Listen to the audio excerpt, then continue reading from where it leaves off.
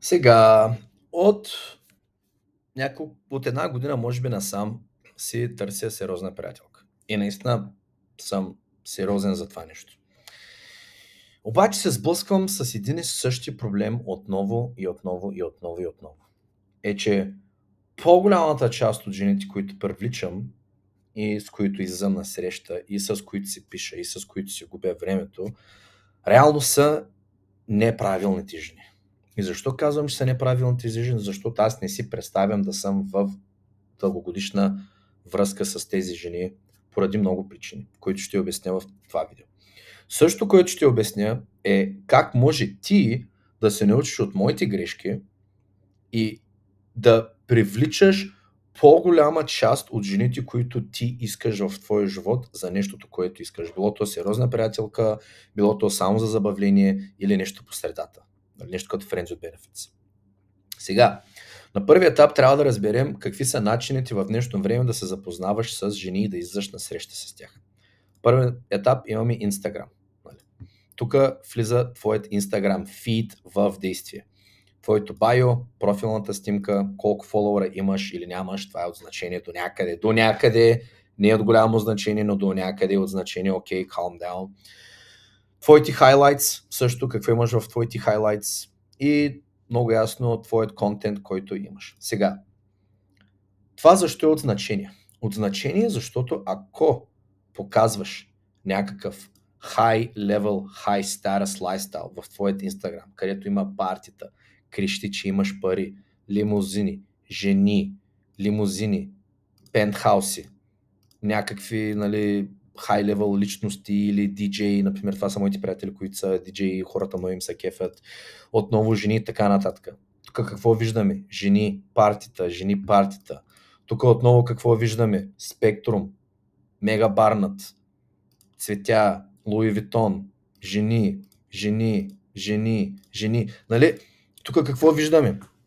Някакъв едит, където е буквално като от някакво мюзик видео. Хората ги виждат тези неща.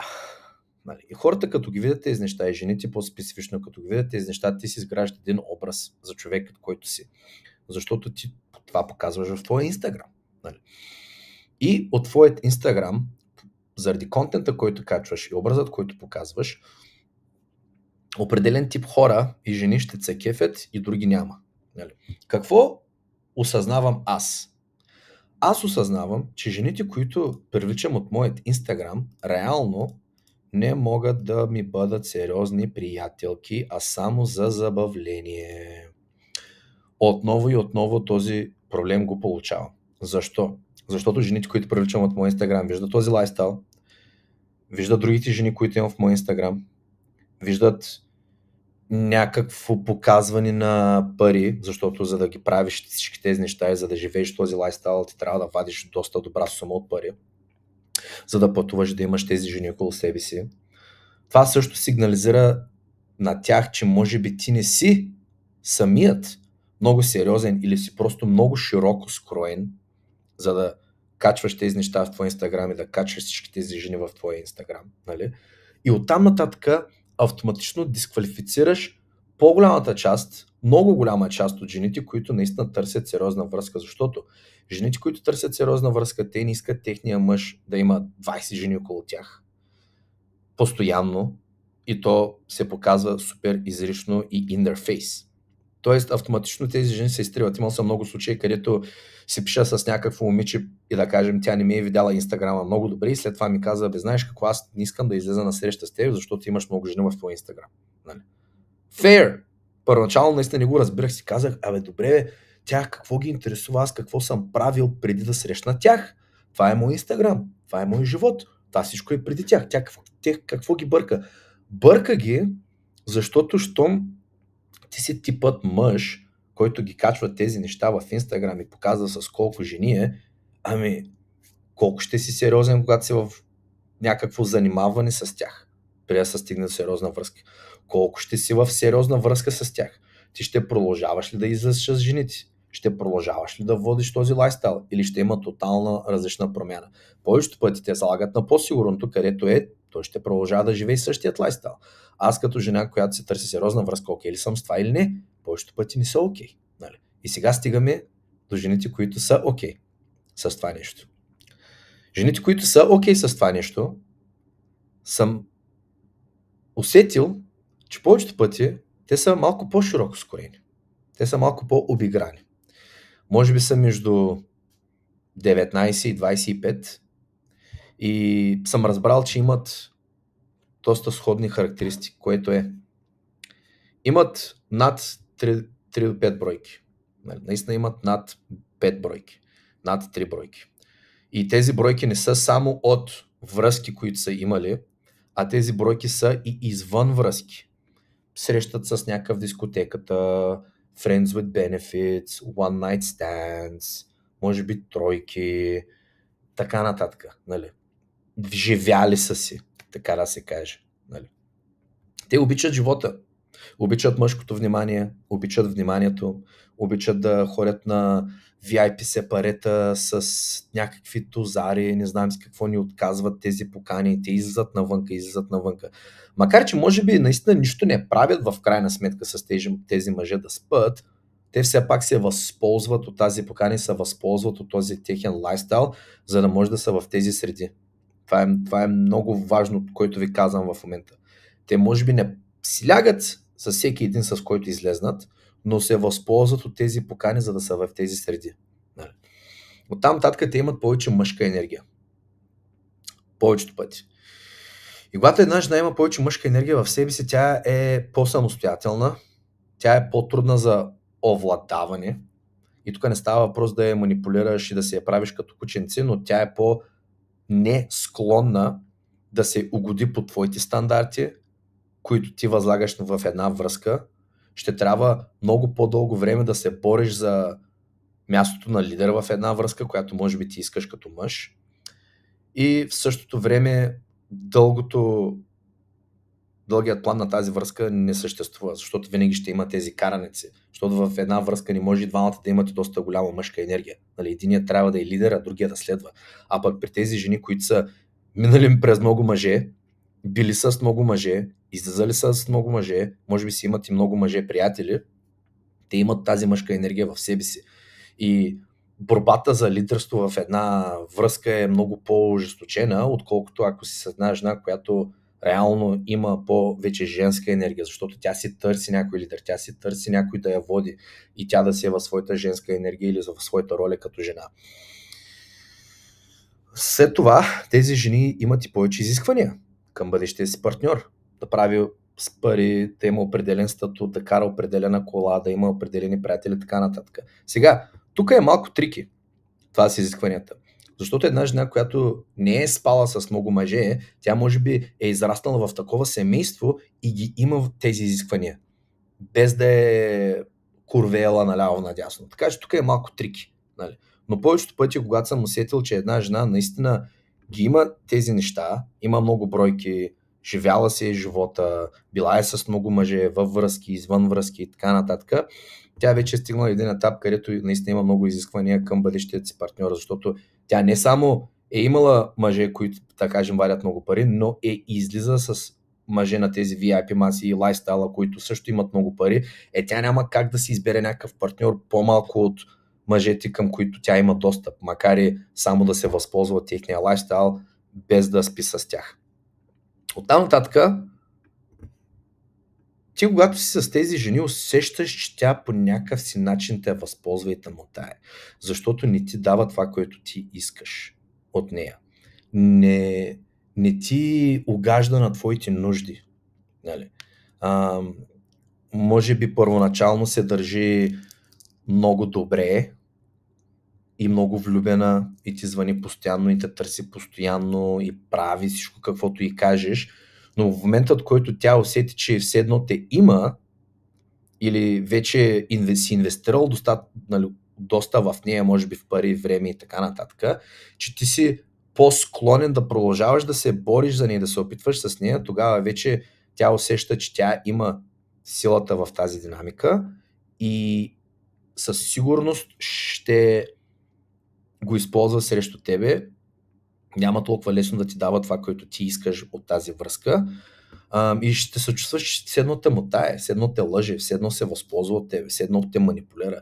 И ако се опитваш да говориш с нея за тези неща, тя ще каже, че не е вярно, не е така, забъркваш се, не е... С една жена не можеш логично да говориш като цяло, така че тези разговори са на празно. Но всичко това, защо привличаш тези жени и защо те са грешните жени, идва от начинът, по който ги привличаш. И дали е било от Инстаграм, дали е било още приятели, дали е било на живо, трябва да работиш върху твоят маркетинг. Нали? Ако е чрез Инстаграм, трябва да работиш върху твоя Инстаграм. Нали? Дълго време не осъзнавах защо реално ми се парат само такива жени или по-голямата част от жените. Само е преувеличено, но защо по-голямата част от жените, които ми се парат, са точно такива, които рано или късно нещата не се получават. Рано или късно аз усещам, че те са се възползвали от мен по някакъв начин. Рано или късно виждам, че те наистина само искат да си живеят живота и да ходят наляво, надясно и да си купонясват и да са в тези среди, без да имат някаква перспектива за бъдещето си или да инвестират в мъжът, с който си, или малко да са кротнати, да го слушат и да са готови да направят някакъв компромис, стига са до тези общи качества. Мъжката енергия, бройките, наистина това е много голям фактор. Високите бройки на жените. И с този клип сигурно ще жегна доста мои приятелки и жени и така нататък, но наистина това нещо трябва да се знае, защото жените лъжат. И не само жените и мъжете лъжат, да, но този клип е за жените. Ако някой иска да се направи отделен клип как мъжете лъжат. Много ясно, че има и такива клипове, и такива канали и така нататък, но тук става въпрос за как като ти един мъж можеш да се спестиш време, можеш да се спестиш пари. Защото какво става? Ето виж какво става. Имаш една жена, с която искаш да се опознаеш. И да кажем, тя е жена, която пасва на тези критерии. Нали, виждаш я, искаш да закараш на готино място, на скъп ресторант, скъпо местенце, да направиш някакво впечатление, да й дадеш това, което тя иска на първоначален етап. Нали. И какво става? Ти може би излизаш на една, две, три, четири, пет срещи с нея. С нея. Нали. И всяка една от тази среща струва пари и време. Нали. Всяка една среща струва пари и време. Да кажем, на първа среща всичко ти е отнело 400 лева. Ако тя е в друг град, газ, бензин, хотел, време, което прекараш в този друг град, време, което прекарваш с нея, времето също е пари, може би обяд, вечеря, барове, така нататък. 400 лева. Понякога може да е повече, но нека да кажем 400 лева средно. 400 и 400. Нека да кажем, че ти на месец вадиш средно 7000 лева. Нека да кажем толкова вадиш. Ти вадиш 7000 лева. Пич, ти не стига, че си изхабил 2 бона на тази жена. В крайна сметка единственото, което си можел да получиш от нея, да кажем, е само целувка, защото тя ти казва, че не е такава, тя ти казва, че търси нещо сериозно, тя ти казва, че иска да изчака, така нататък, но знаеш, че, да кажем, с други мъже е спала на първата среща или на втората среща или има над 10, 15, 20 бройки, понеже тя ти е казала. И какво се случва? Случва се едно нещо, че ти се чувстваш, че тя те мотае. Ти губиш време, ти губиш пари, ти губиш вяра в жените, защото колкото по-често излизаш с тези жени, които са некачествени, които само ти губят времето, ти се ядосваш, защото си казваш, аз не мога да намеря, нали, една добра жена. Но може би най-важното нещо, което губиш, е времето и вярата. Защото когато изгубиш време и вяра, най-вече може би вяра, следващата жена, с която излизаш, ще имаш по-малко доверие. И може би няма да си толкова отпуснат с нея. И няма да си толкова по-готов да изхарчиш своите ресурси върху нея. Което до някъде е добре. Нека сега вземем времето, което губиш. Времето, което си изгубил с нея, да кажем всяка среща средно е около 3 часа, Това са ти 15 часа, които си изгубил върху нея. Само по време на среща. Ми пътуванията, ми от точка А до точка Б. И тук излиза, че може би си изгубил над 30 часа върху нея. Само върху тази една жена.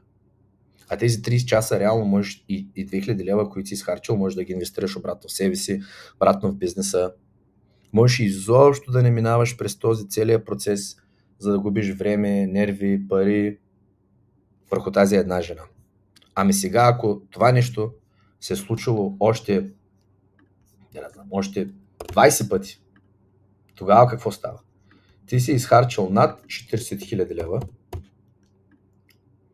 ти си изгубил над 600 часа и за вярата, и която си изгубил в жените, пък да не кажем изобщо, това струва ли се според тебе?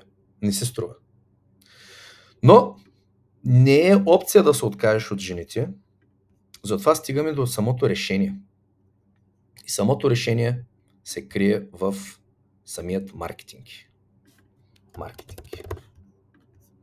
Това как представяш себе си, това с какви хора излизаш, това какво качваш в социалните мрежи, които са Reels, сторита, снимки, лайфстайл. Оттам нататък също има и значение и как ти се държиш с тези жени. Нали? И най-важното, може би, което мога да ти кажа, е, че никога не дей да имаш само една жена, с която си говориш и с която се занимаваш. Никога. Никога не си лимитира опциите. Особено докато намериш тази жена. Никога. Защото мъжете не са жени. Ние, за да излезем на среща с една жена, ние трябва да имаме определени качества.